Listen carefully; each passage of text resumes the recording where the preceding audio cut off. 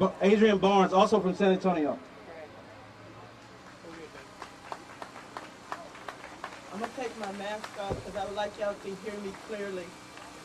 First of all, I want to give honor to God. Because trust, God has brought me and my husband through this for the last 11 years. My son, Adrian Barnes, I'm going to give you a little background on him. He graduated from Judson High School 1999.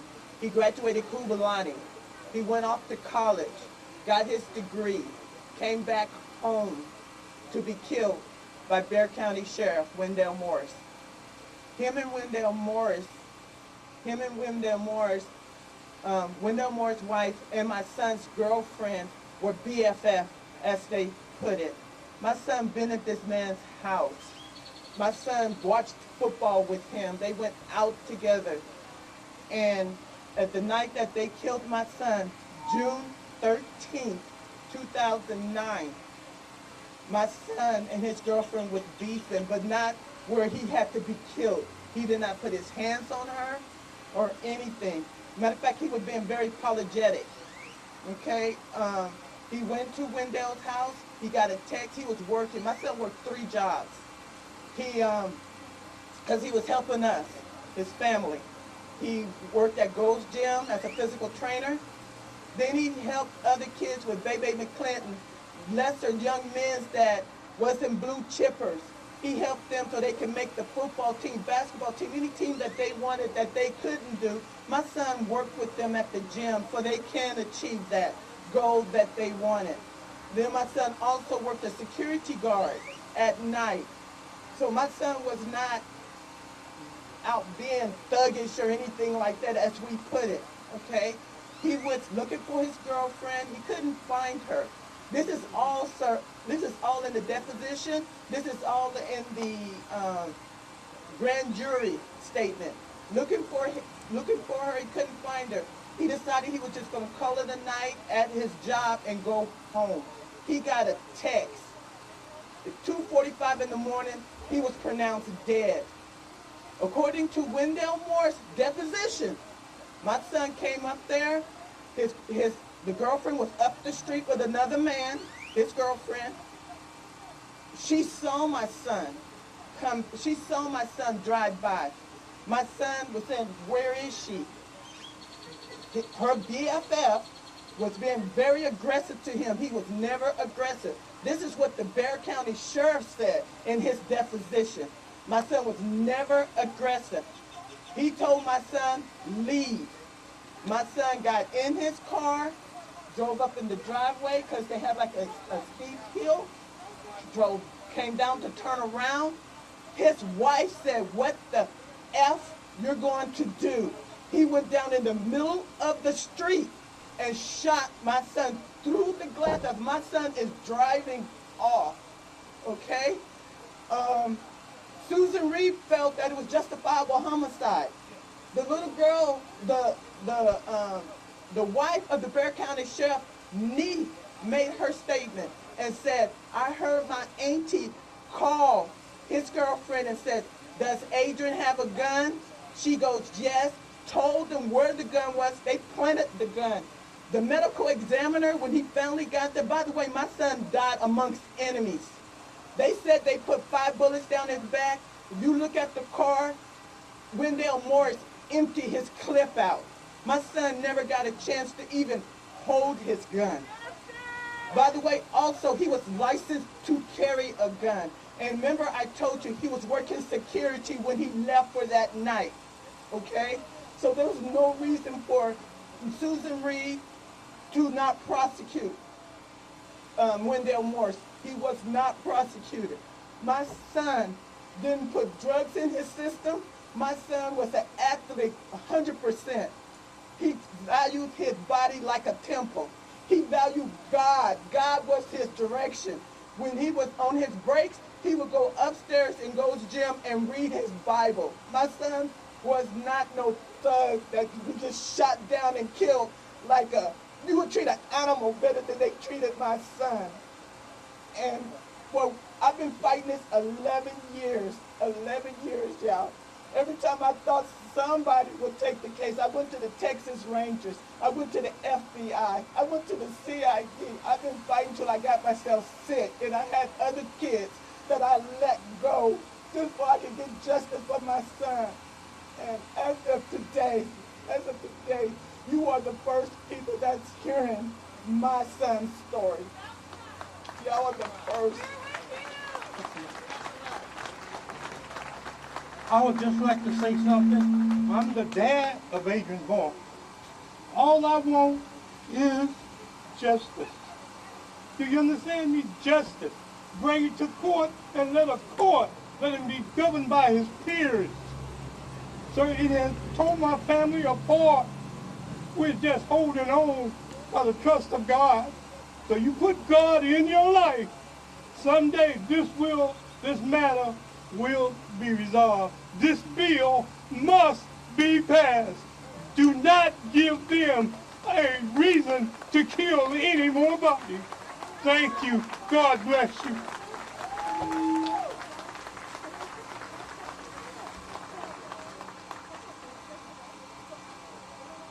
I want to thank them so much. Up next, we have another victim of police violence, but they happen to still be here today. Another victim of the May 31st shenanigans with APD, Sydney. Want to come on up? And again, thank you for being here.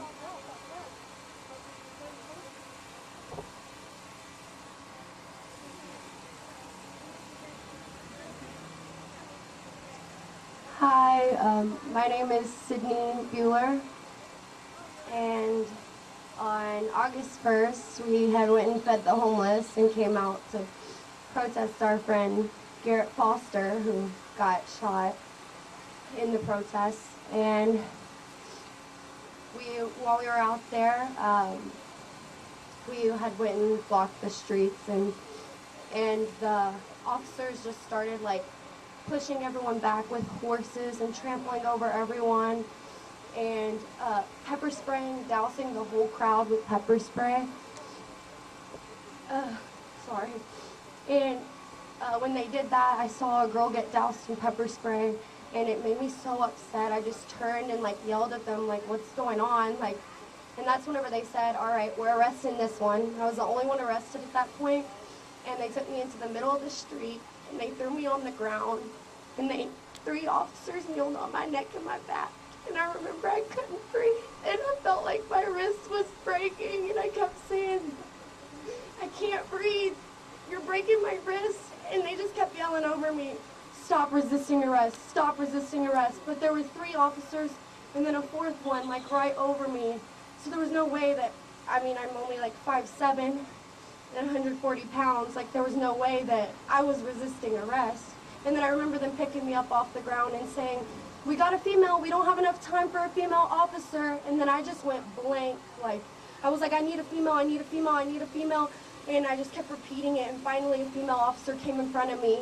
And there was actually a female that was kneeling on me, and a female officer came in front of me, and she was like, hey, I'm here. And that's when they searched me and threw me in the back of the cop car for a couple hours with no air conditioning. But yeah, I just wanted to share. I'm glad that everyone's here. I'm glad that we get to do this together. I've heard so many tragic stories and been beside so many people that have been brutalized by the police whenever we were protesting, and it's just horrible. My friend had, when he was arrested, they pinched him, and they said, and when he jerked his arm, they said, that's resisting, and they charged him with resisting. So like, it's just been constant excessive force and brutalization. And yeah, I just wanted to say that. But yeah, thank you. Thank you.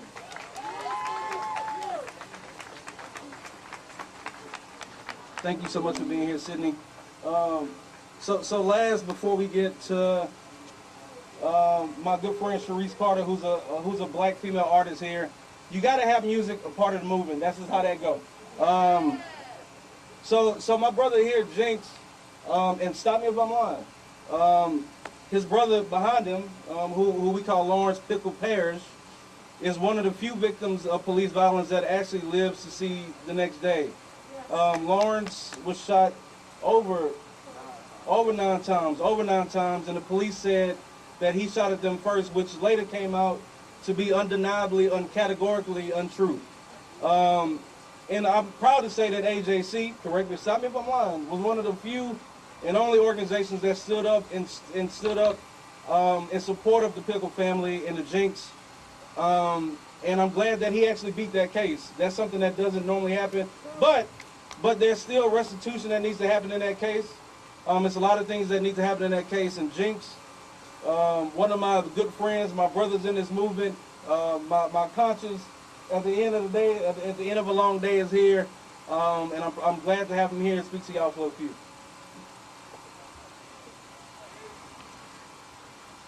First off, I'd like to say that we are humans. We are men first. We are men when we go to sleep. We are men when we wake up, at least. It makes no sense for me to look past that, whether you have on a badge, whether you have on a hard hat, whether you have on boots, whether you have barber clippers in your hand.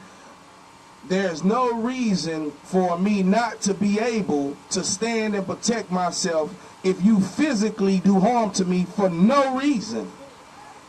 Where I'm from, we live in a place called reality.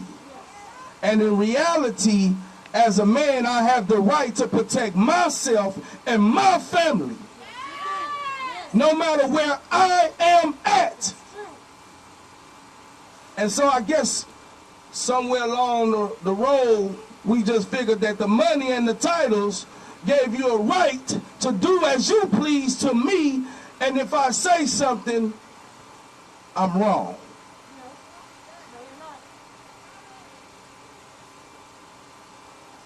My brother Lawrence Parrish was shot 12 times April 7th.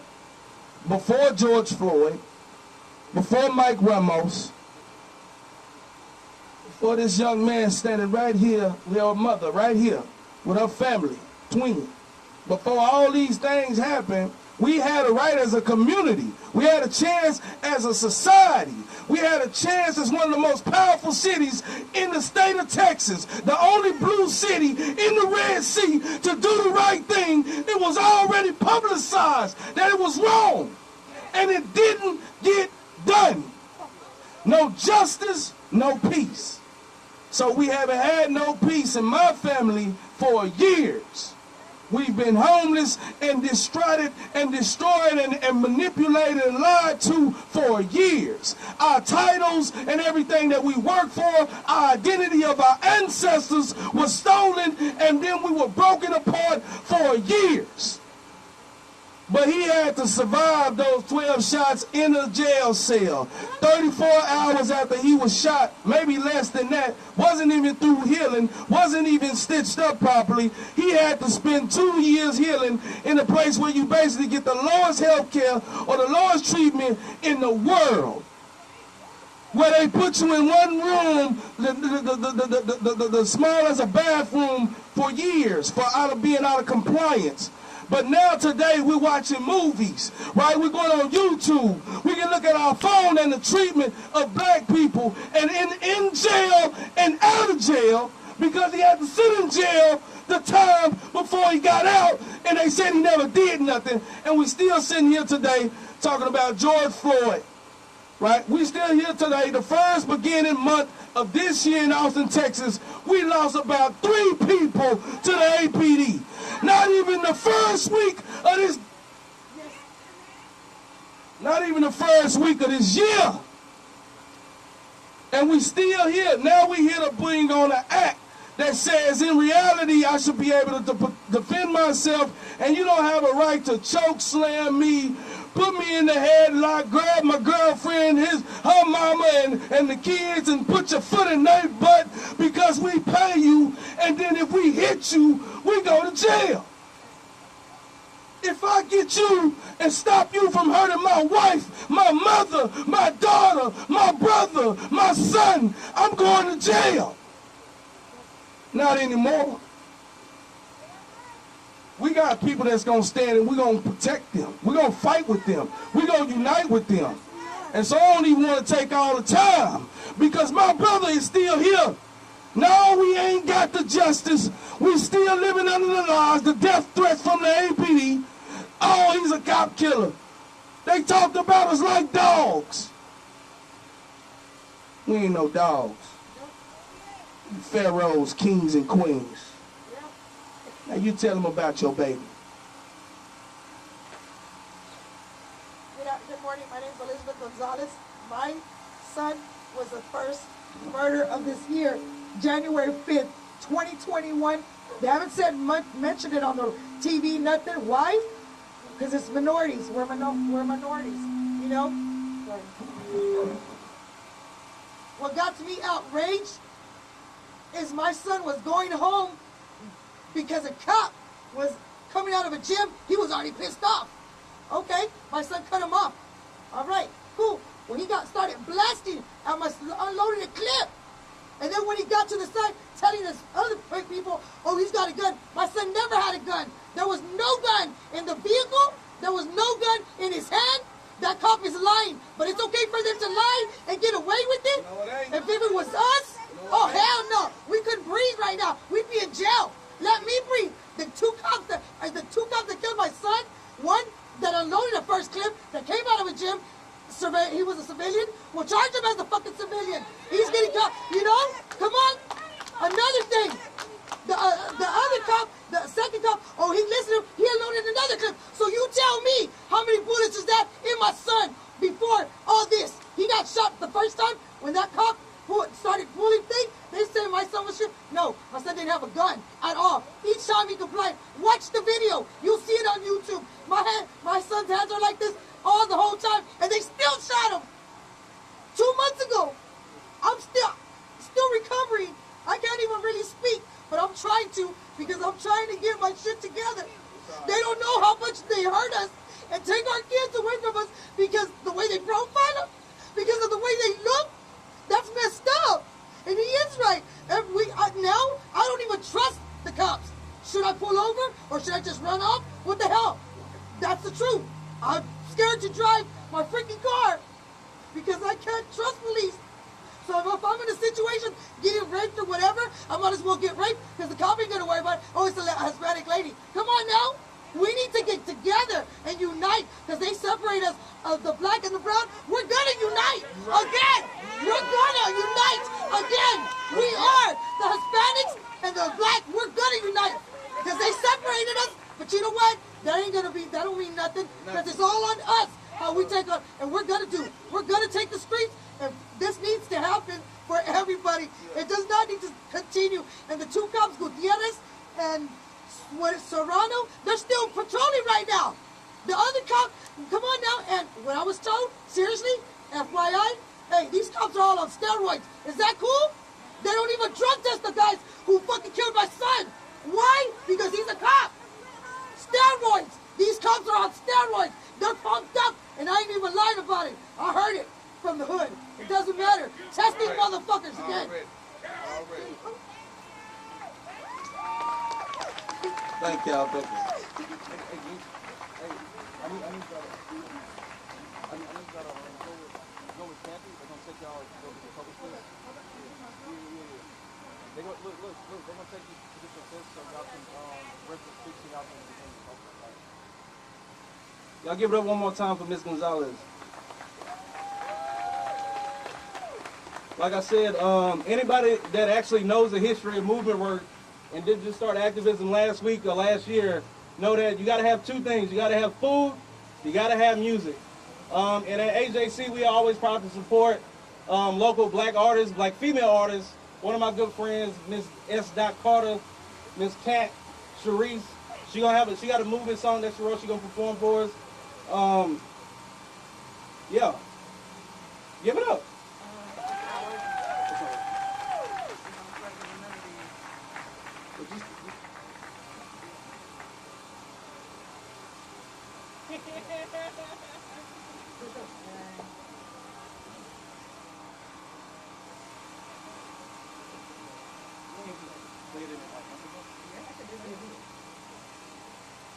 y'all doing? I'm Kat. I'm not doing it. Okay, cool. Me and this guy, we perform all the time together. And I have a song that I made specifically for George Floyd. I'm not going to do it today because I say F those racist police. We need to keep it clean. But I wanted to lift our spirits today. I'm having some technical difficulties, so I'm going to play the music through this, and hopefully y'all can feel me just the same.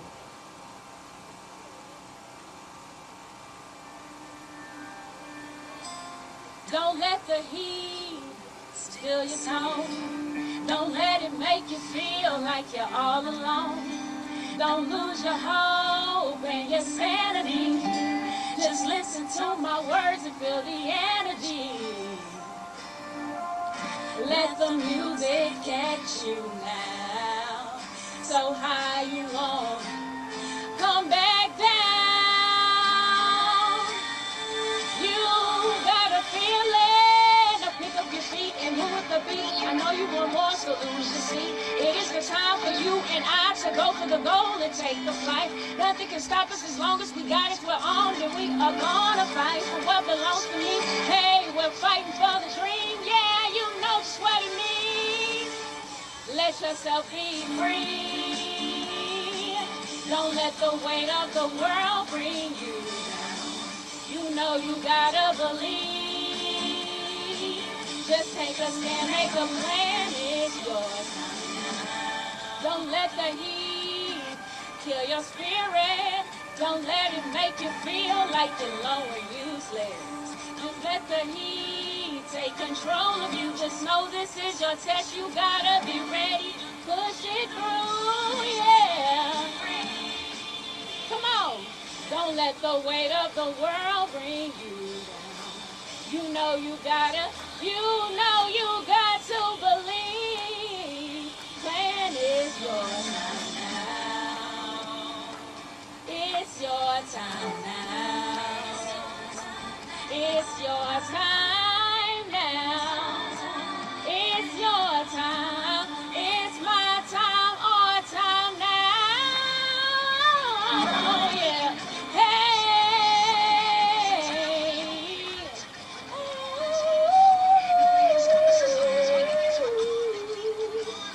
For what belongs to me, hey, we're fighting for the dream, yeah, you know what it means, yeah. Thank y'all. Sorry about the sound, but I hope y'all felt it just the same. I think it's my job as an artist to come and live spirits, you know, and so I want to be a tool to the community. I want to be here, and I appreciate you, Adrian, for having me. And my heart goes out to all these families. I'm sorry I'm so emotional because this has been a roller coaster today, you hear me? So, that's all. Thank you.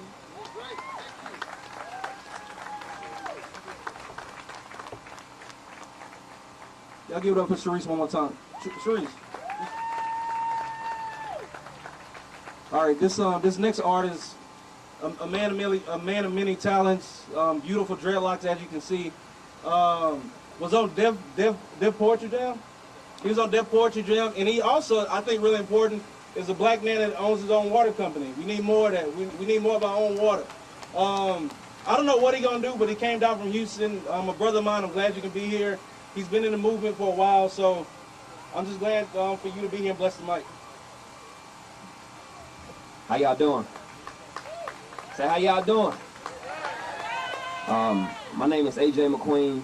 I was sitting with one of the elders probably like a week ago, and what I admire about sitting with them is the experience, you know, like the things that they've lived through. And then while talking to me, he has so much optimism in his eyes, you know, like, and he said something about he said, you know, young brother, a change gonna come.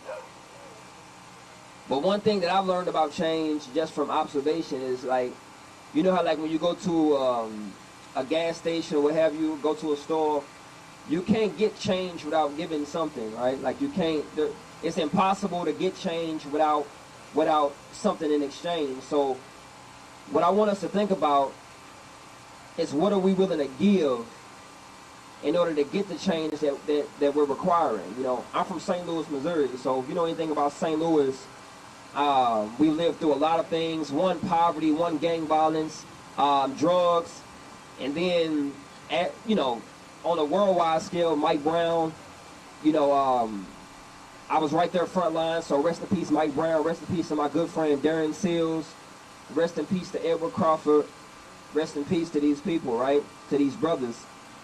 But in order for us to get change, we have to give something. So I wrote something a while ago. It's actually called 846. And not only am I an artist, I'm an entrepreneur, but I'm also a poet as well. I started a water company because I believe that in order for us to get the change we want to see, we have to create systems, right? Like, we can stand outside all day and talk about how much change we need, but we have to create things that combat the system that we don't like. So I challenge you, you know, God gave us purposes way before he created us, right? So we have a purpose inside of us, and I believe that we activate that purpose. That's one of the things that we can use to combat these systems that we don't like, you know. So listen to this.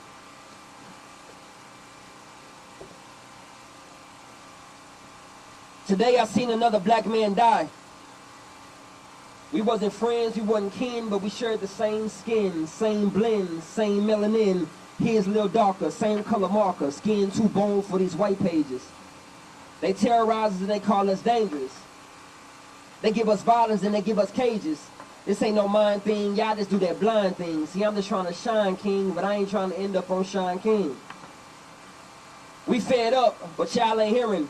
See, we been trying to keep it civil. When y'all play Karen, we about to rise up. Muslims loose them ties up. Christians put them ties up, because these young soldiers gonna need bond money. See, our communities need immunity.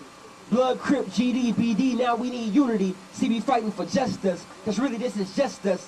See, they trying to suppress us, but God done blessed us. Even when they arrest us, we still free. They trying to distort our vision, but we still see. See, we ain't scared of dark hearts, no, they don't frighten us. You call us dark, but then you beg for us to lighten up. When we gonna unify, it's time to tighten up. Change, please. See, I'm not talking about nickels or quarters, I'm talking about mothers and fathers. Change, please. See, I'm not talking about fives or ones, I'm talking about daughters and sons. Reach down in that pocket of your heart and go into the wallet of your soul and pull out change.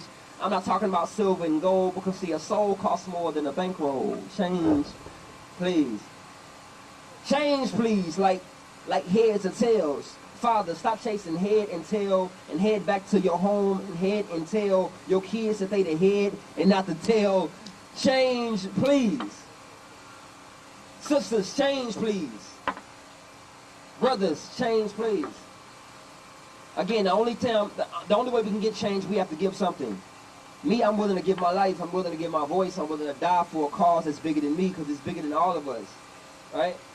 But even our counterparts, even if you're not black, if you're not brown, one, we appreciate everybody for being out here in unity, because we need more solidarity, right? But after this, what are we going to do about it? After this, what are you willing to go create? When you get back home to your phone, to your desk, to your family, what are you willing to say, you know what, this is what I can do better, this is what I can offer. This is what I can give in order to get the change that we need. Again, my name is AJ Mcqueen. Thank you. You can follow me on Instagram, AJ Mcqueen. I have a book out and all that other stuff. Thank y'all.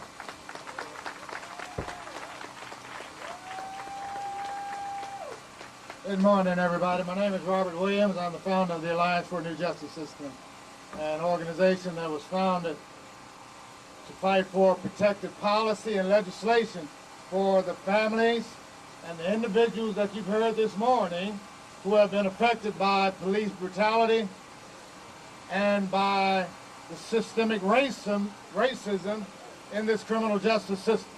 You've heard from those families and those individuals.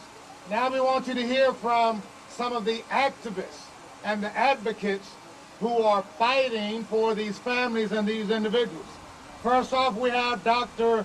Frederick Douglass Haynes, and trust me, he is as powerful as the one that is named after. Come on up, Doc.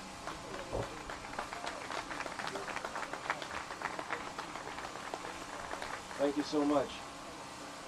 I'm glad to be here because it's essential that we stand up, remembering the words of the late great Tupac Shakur, who challenged us by saying instead of a war on poverty, they have a war on drugs so the police can bother me. It's almost as if Tupac anticipated George Floyd.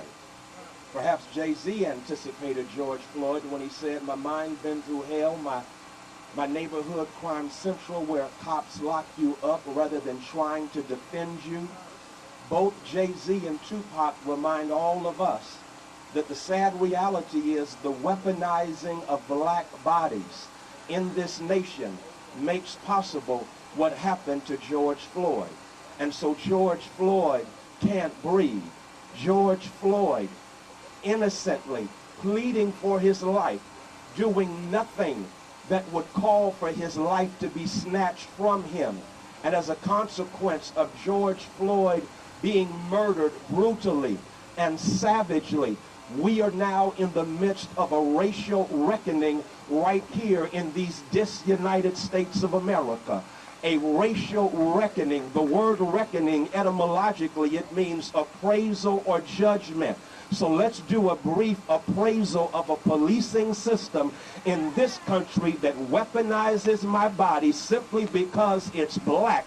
And as a consequence, if I am perceived as a suspect, I lose my life. But Dylan Roof can shoot 9 worshipers in Mother Emanuel right there in South Carolina. And not only is he arrested without a brutalizing incident, but he's taken to get a bite to eat. Why? Because the whiteness of his body is not weaponized like the blackness of the body of George Floyd. And so the George Floyd Act, the George Floyd Policing Act, it deals with this kind of racist nonsense that basically says black bodies are weaponized, and since black bodies are weaponized, we cannot trust police officers who have been infected by the disease of white supremacy in these disunited states. And so with that being the case, we have come to Austin, Texas to honor the legacy of George Floyd and say to George Floyd, a native Texan,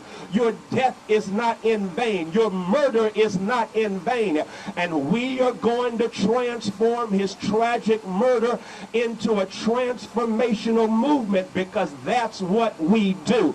We transform senseless death into a transformational movement. That's what happened to Emmett Till. Emmett Till, inspired through his casket being remained open by his beloved mother. But Rosa Parks said she remained seated there in Montgomery because she was inspired by the courage of the mother of Emmett Till, because a senseless death became a transformational movement. And the next thing you know, we had the Montgomery bus boycott. I guess y'all didn't get that, so I got to give you another one.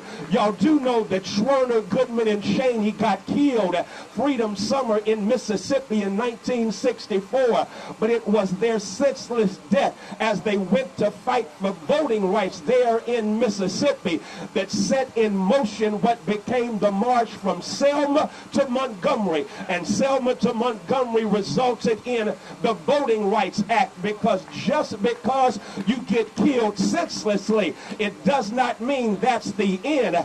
Death is not the end, but those of us with conscience and courage, we pick up the mantle and we turn that death into something meaningful. And so that's what we are here to do today. We are here to say, Texas, pass the George Floyd Act. Texas, it's time for us to not just reform policing, but to reimagine public safety and transform what it means to serve and protect, so that we can have liberty and justice for all.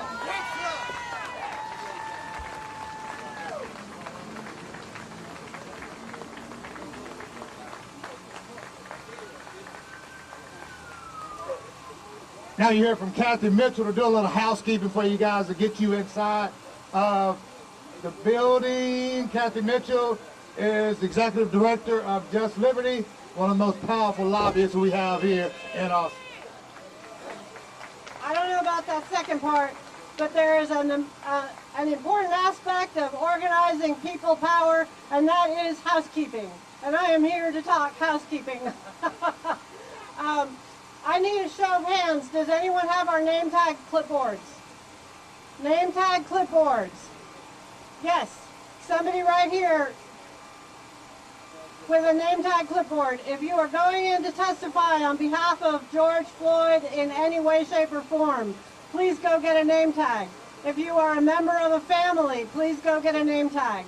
We are going to start sending people through the testing tent. You're going to have to do that on the whole other side of the building.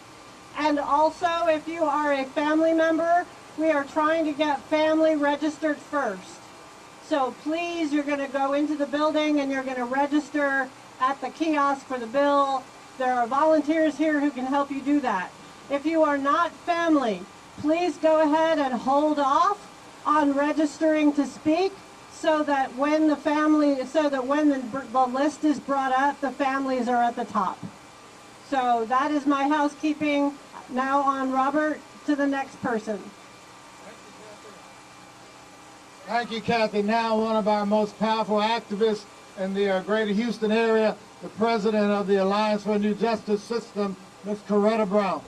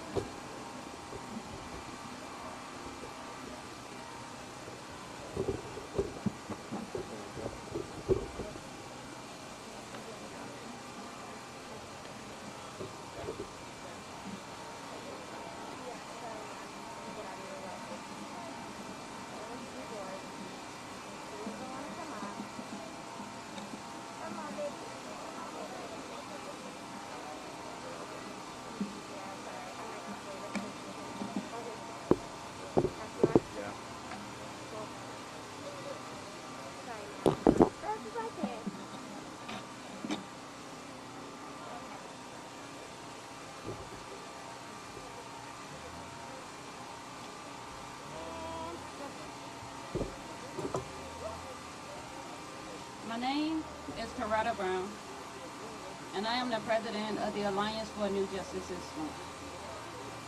Today, we stand united under a common cause to reform outdated policies, which has and continue to govern our law enforcement community.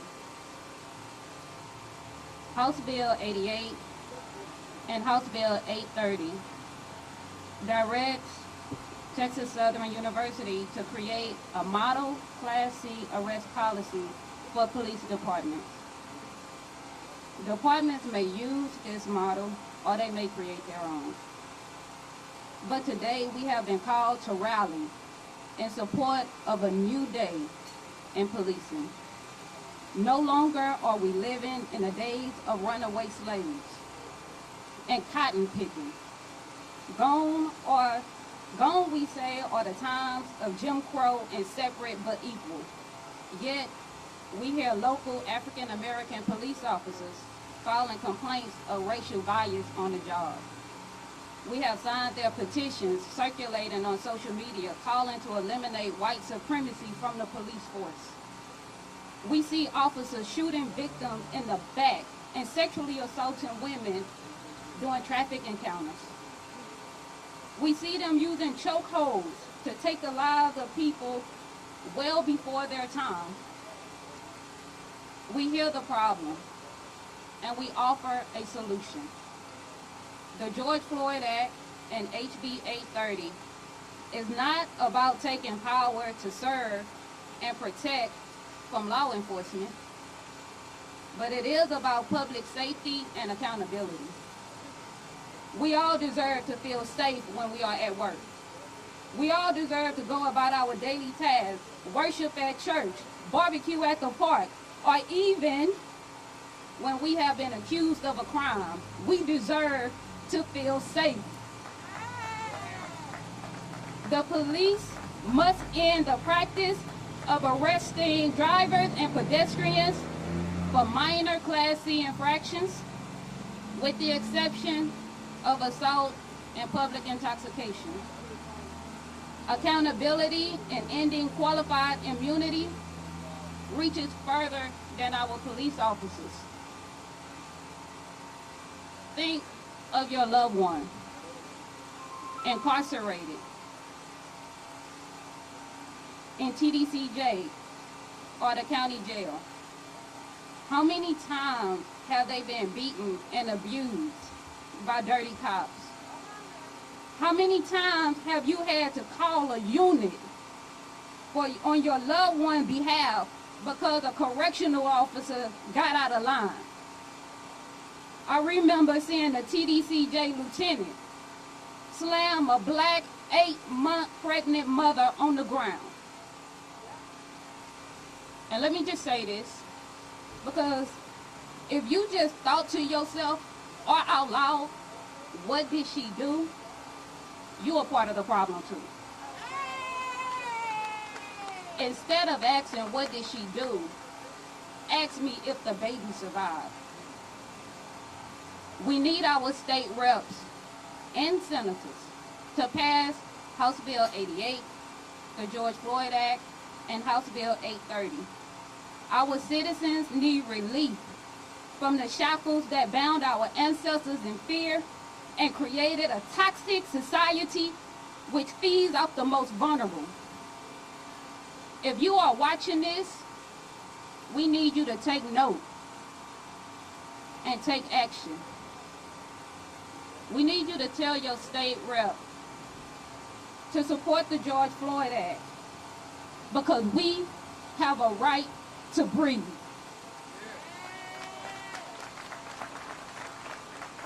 Thank you, Coretta. Next we'll have one of the most fierce advocates for criminal justice reform, not only in Dallas, not only in the state of Texas, but in this nation, and that is the President and Executive Director of Next Generation, Reverend Dominique Alexander.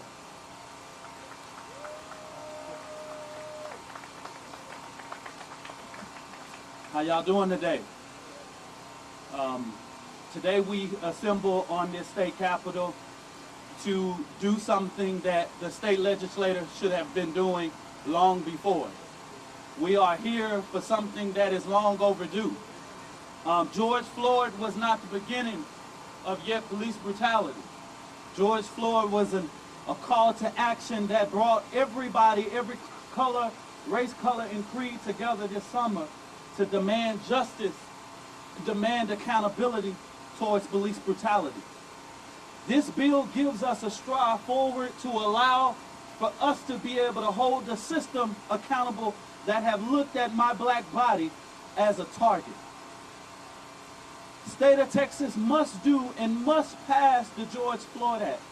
We need everyone to stand in solidarity throughout the state of Texas to push every amendment to pass. Make sure that Governor Greg Abbott prioritized the George Floyd Act. Texas has been held hostage to police unions who have only pushed the agenda towards continuously allowing these problems to happen. We have been here for Sandra Bland. We have been here for Botham Jean, for Tatiana Jefferson. So many different people who have died at the hands of law enforcement. I hope that in this legislature, we can do something different and fight together. Black, blue, green, yellow, whatever you are. It's imperative that we do this together and demand justice for all. Demand justice for all of the victims. We are here today because we are saying the names of all the victims, not just George Floyd. George Floyd you saw on these cameras. But there are many countless names like the Diamond Rosses. There's many countless names like the Jason Harper. There are many countless names like the Genevieve Dawes. Many names that you don't see on a hashtag that go viral every day. But their life matters as more as George Floyd or Breonna Taylor or Ahmaud Arbery or all of the names that you see on the national television. Our pain, what moves us is because the countless names, the countless victims. We are here for the George Floyd Act, but we are here for all. Demanding justice for all. No matter what zip code they die in. From Minnesota to Los Angeles. From New York to Oakland. From St. Louis to Dallas to Austin to Houston. We are all in this together. We are all in this together. To make sure the people who are hired to protect and serve are held accountable and has a system of accountability just like me and you as a citizen.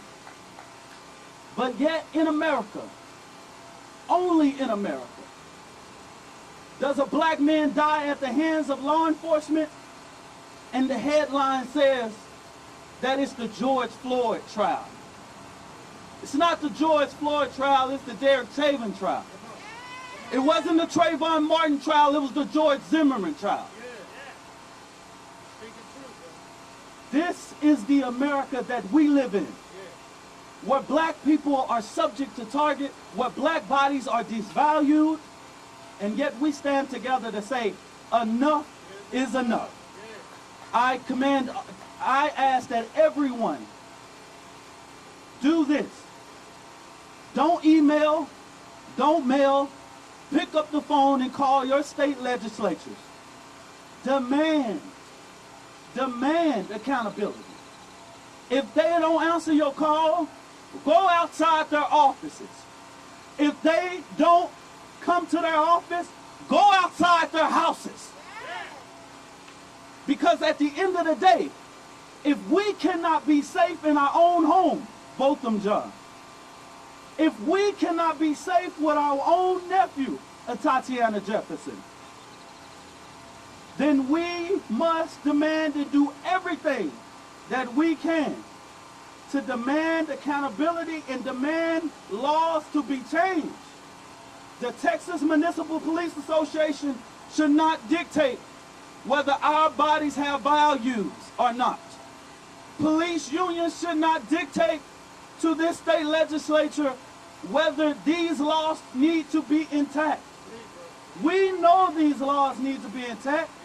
Study after study, data after data tells us that this stuff needs to change. The culture of policing needs to change.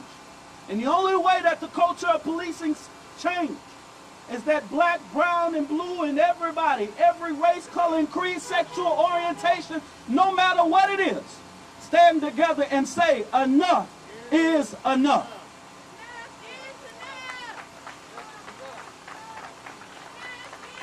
Thank you, Dominique. And right now we have what I consider the epitome of courage.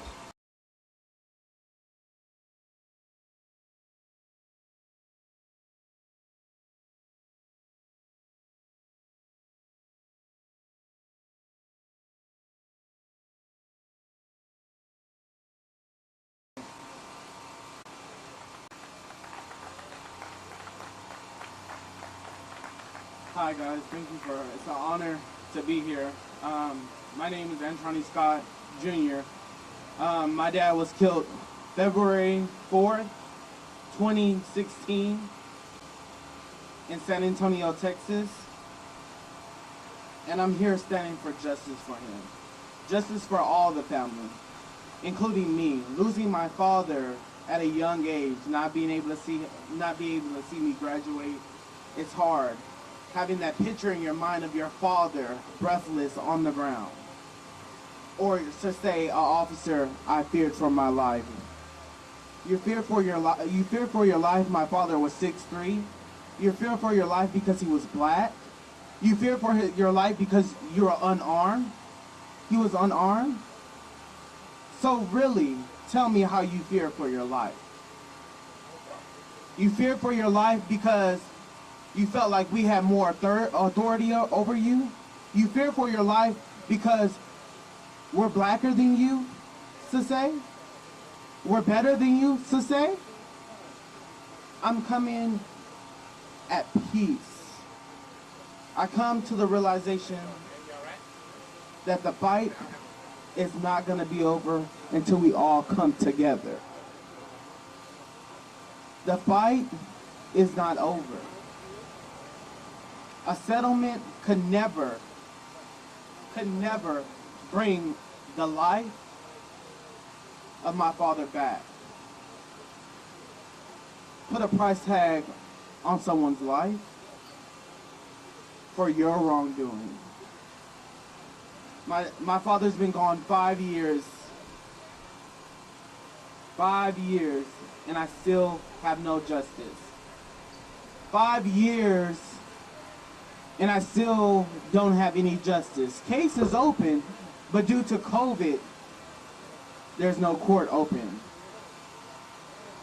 So you mean to tell me you're gonna stop and hold because of COVID? When someone took an innocent life, not only did they take an innocent life, they took a uncle, they took a son, they took a father, and now we want answers. So I'm standing on the behalf of all these other families. We want answers. We want answers. We want answers. It's hard. It's hard for those families. It's hard. I'm standing in the front lines, fighting, all in San Antonio. Been helping with rallies and stuff. I've been fighting and continue to fight. I just want the fight, and I just want Anthony Scott heard. I want Marquise Jones heard. I want Charles Roundtree heard. I want those names heard. I need those names heard now because they're important. We can't get those lives back. We have to fight. George Floyd's name heard. Repeatedly. It's hard not knowing, okay, am I next? It's hard to say, okay, if something happens to me as a young black male, not only did SAPD kill my father, but to call them for help and to know if I'm next, if it's gonna be me next, if it's gonna be me next. That's the question I want answered. I sat there and prayed and watched case close after close. I want all cases to be open.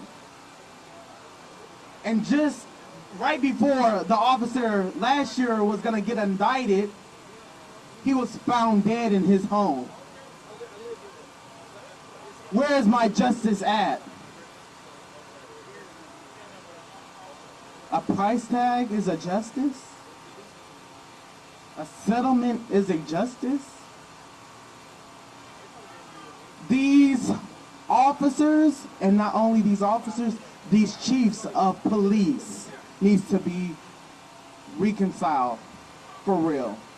Chief Mcqueen of San Antonio. Oh, and it gets better. Austin PD. I've been in rallies down here. It needs to stop. As a 19-year-old, it needs to stop. If I can say it, 45-year-old, 50-year-old, however old you are, you need to be putting your foot down and stopping it and continue to fight. If you want equal opportunity. You know, I love what Martin Luther King says. He says, injustice anywhere is a threat to justice everywhere. Let me repeat that one more time. Injustice anywhere is a threat to justice everywhere. It is. So if we don't have justice right here, we're not going nowhere. We need to fight and continue. They're sleeping comfortably while I'm shaking up at night crying. Or December 7th come around and my dad's birthday is there crying, can't spend time with him because our life was taken. Families' lives are being taken. We struggle while their behinds is sitting, relaxed, calm, complete. It's hard. I wake up every day just defeated. But I'm going to continue to fight. And then there's also, we must learn to live together as brothers and pursue together as one. Not individuals, as one. So justice for all. Not justice for whites. Not justice for one. Justice for all. God bless you. God bless you. We're getting ready to close out. We have a couple more speakers. We also have George Floyd's brother who is here with us today. But before he comes up, it's not only black and brown men that are being killed out in the streets. It's also black and brown women. So I want to bring before you today Miss Shelley Baker, the founder of Just Say Her Name out of Houston, Texas. Come on, Shelley. Then we'll bring up George Floyd's brother.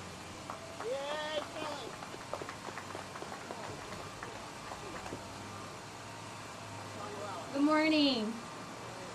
My name is Shelley Baker, and I'm the co-founder of Say Her Name Texas. Say Her Name is an organizing collective focused on addressing how police violence and other social issues impact the lives of black women. I founded Say Her Name last summer, shortly after would have been Breonna Taylor's 27th birthday. I organized the Breonna Taylor rally in Houston, which centered the experiences of black, cis, and trans women who were murdered by the police. I also believe protest includes action, so I passed out different information on how people in the crowd could contact Houston City Council and ask them to take money from the police budget and invest in our black and brown communities. As you all know, that didn't happen, but that's okay. We're still fighting. We're still fighting to make sure that our black and brown communities are invested in, because that's what keeps us safe. Afterwards, people kept contacting me, asking me what was next. It was both exciting and really, really sad, because people were hungry for how to take action to protect our communities, to protect our black men, to protect our black sisters and our black women, and to protect our black children. A few years ago, I remember sitting in my apartment when I heard a knock at the door and shouts of police. I opened the door and I found 2 officers standing there with their guns drawn. When they saw what I looked like, a light-skinned black woman, they put their guns away and explained that they saw the bottom door open at the stairs and they just wanted to check it out. I have many stories, as I'm sure a lot of us do. But I know I'm considered lucky because we live in a world where it is a privilege to have encounters with the law enforcement and escape with their life. Since 2015, over 1,200 black people have been shot and killed by the police.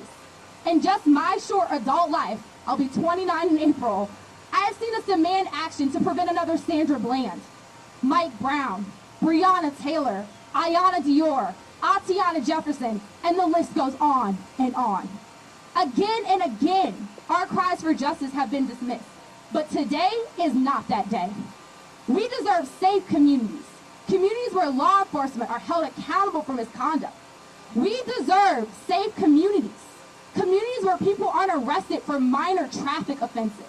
And we deserve safe communities, communities where everyone can safely interact with law enforcement without the threat of brutal, deadly force.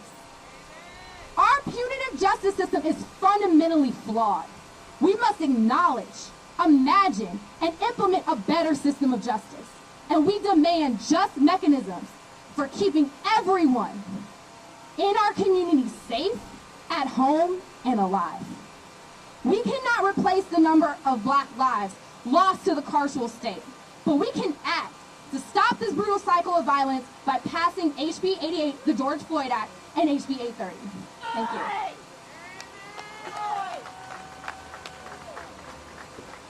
Okay, now we will bring up to you Mr.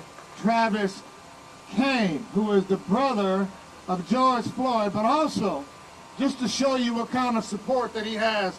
Come on up, Mr. Travis. We'll also have standing with him the president of the Texas NAACP, Mr. Gary Bledsoe. We'll have the president of the Houston chapter NAACP, Mr. Bishop Dixon. We'll have two of the most fierce advocates of criminal justice reform we have in the Capitol, and Representative Jasmine Crockett and Representative Ron Reynolds, and also representation from the Texas Coalition of Black Democrats and Candace Matthews. It's on you. Hi, how y'all doing? First of all, I want to give all my honor and praise to God. And I thank y'all for being here. I'm here because I am a human being. I am not just African American. My brother, my friend, wasn't just African American. He was a human being. And what was done was injustice. And from what I see with my own eyes, he didn't die there. He was murdered in Minneapolis. And I ask you today, and I thank you today, for coming and speaking with me, for coming and rallying with all these other senators up here with me. You know, it's an old quote that I have, and I say it all the time, and I make people understand this quote that I have. Opportunity never disappears, it only goes for those who go and seize it. You have to seize this moment and understand that we all are human. We all deserve to be treated right. We all deserve to be treated like a human being, like we were born and raised. We all bleed red. We all are each other's brothers and sisters. My brother wasn't biased. My friend wasn't biased. My best friend wasn't biased by a long shot. And I thank y'all for not being biased and fighting with us, fighting with the family, fighting for your culture and fighting for the black culture, which is going through this.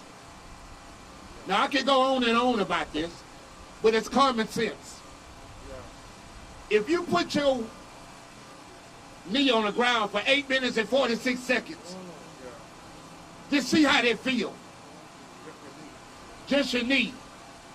Not with the uncomfort, with no cushion, like a human being up under it. Just put down on the ground and see how they feel.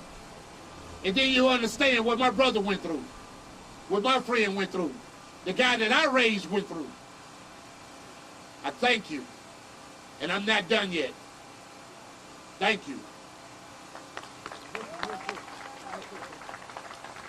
Let me say very quickly, thank you, Brother Robert.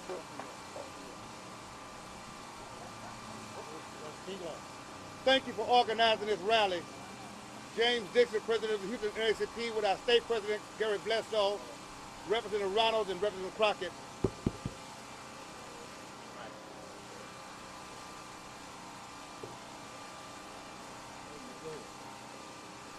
Thank you so very much. Thank you, Brother Robert, for organizing this rally. To our State President, Gary Bledsoe, Representative Reynolds, Representative Crockett, and all of us who are standing here today with the Floyd family. The bottom line is this. When you see what happened to George Floyd, you see 400 years of the knee of an oppressive nation on the neck of a people. The symbol that we saw was the symbol of 400 years of the weight of oppression on the knee of the neck of black and brown people and women and others in this nation. And today, this legislature, this elected body has the opportunity to do what is right, just, and honorable. And anyone who votes against the George Floyd Act or tries to water it down becomes complicit in the murder of George Floyd. And we will hold those people accountable. We will march in front of their offices, in front of their homes, and lift up the message that if you vote against this act, you vote against decency and humanity, and you don't deserve to represent Texas or anyone else in America. You will be held accountable because you are complicit.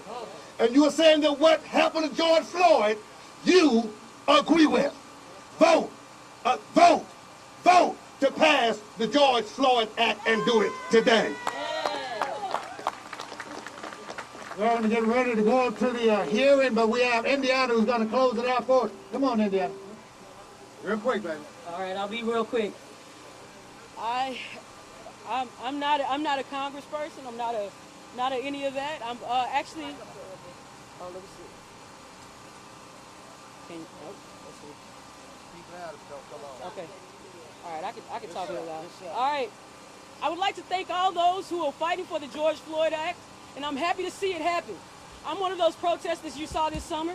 I'm an activist, organizer, person that's been in the street for the last year, fighting for this, fighting because her daddy changed the world, is what we said. Her daddy did change the world, and I'm so happy to see that this is a brick in the wall that we are going to break down. And I want to say, they're going to ask us after this is done, are we satisfied? They're going to ask us, because they ask us every year, because they say our oppression and injustice and our inequalities and inequities are further and further in the past.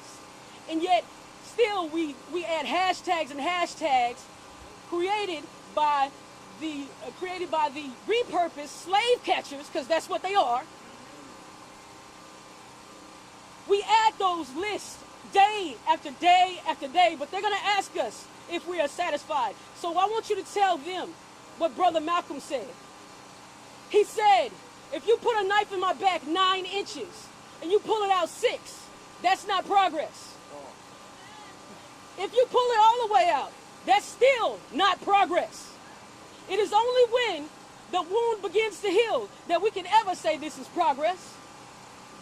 This ain't progress, but it is progress. It's progress, it's a start. But don't be surprised when we are not satisfied and we ask for more. Don't tell us that we will be okay with little, because this is a lot, but we will come for it all.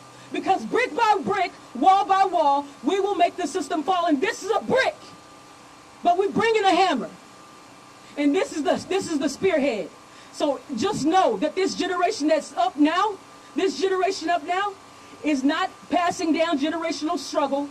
We won't be telling our children how to walk.